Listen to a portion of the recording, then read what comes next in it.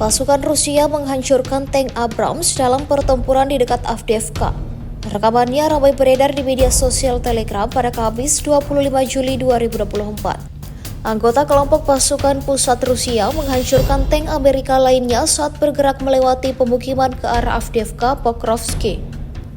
Sebelumnya di kawasan pemukiman di luar Okhertino, para pejuang Angkatan Darat kedua dari kelompok pasukan pusat melacak dan menyerang tank Abrams Amerika lainnya yang dilengkapi dengan perlindungan dinamis kontak.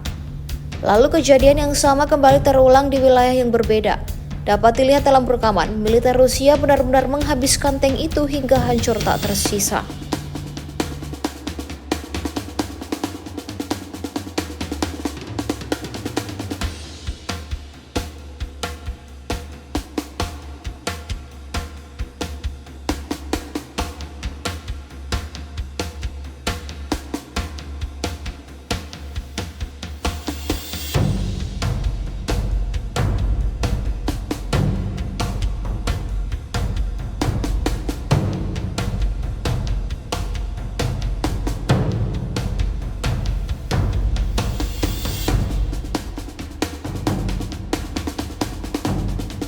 Download Tribun X sekarang, menghadirkan lokal menjadi Indonesia.